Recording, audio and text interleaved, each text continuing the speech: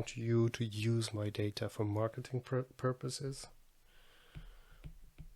they can.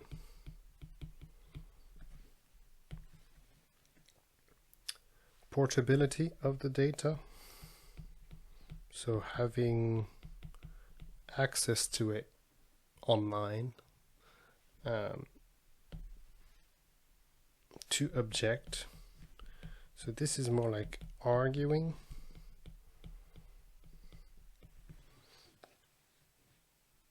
Okay, so there's a bit more, but I'm giving you the most important ones here.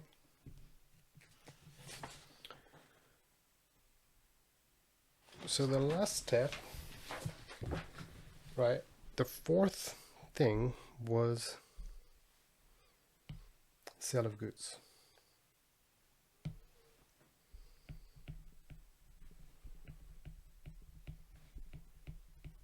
Or contract law. So whenever you start a business or you go into business, you're gonna have to use contracts. So contract law and consumer protection. Consumer protection is when you buy a microwave, they say do not put your cat in the microwave. It's written on the box. Why? Because somebody in America did it, and then now everybody has do not put the cat in the microwave in the box. So that's part of the consumer protection regulation.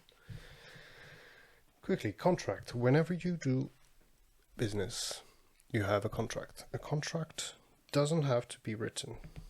It can be written, oral, or verbal. So not written, or implied. Now, implied means like it's kind of an expectation that's there. So it's some one of those that people always forget. They think oral, written, but there's also an implied contract. In the UK, it's slightly different than other places. We have what's called consideration.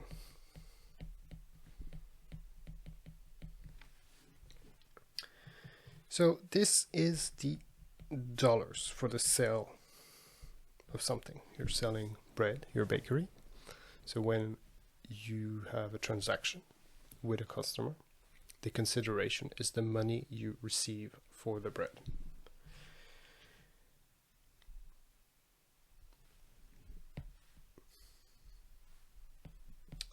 Then you have what's called offer and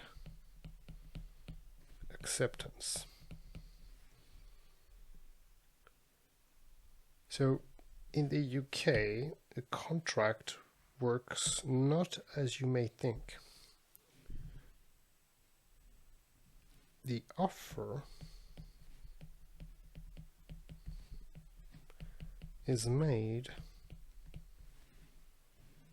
by the consumer.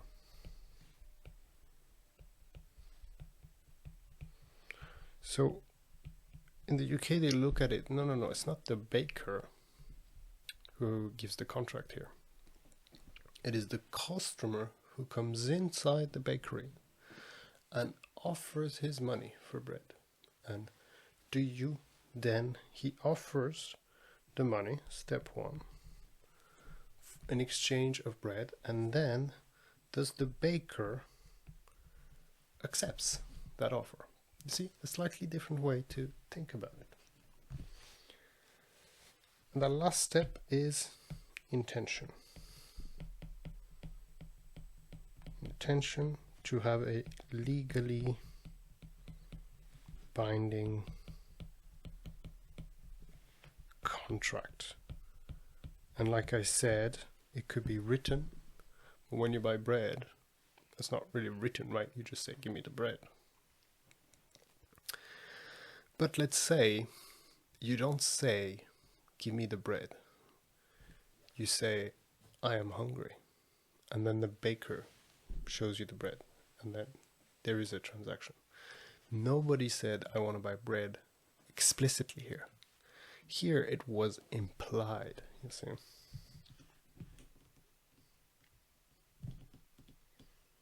Now also remember that obviously, but still we should remind ourselves, it works for products and services. It should be on a basic level essentially the same.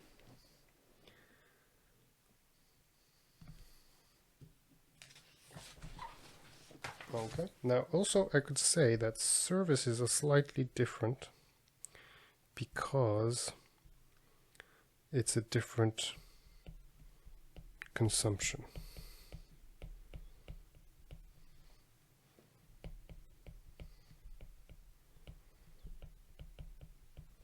They are intangible.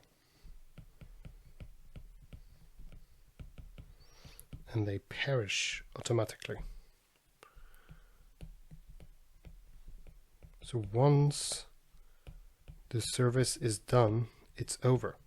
You cannot take it back, right? If you take the bread and you say, actually, I don't want it, take it back, give me back the money. It could work, but not for a service. No, we already did the service. A service like cleaning, repair the car, things like this, right?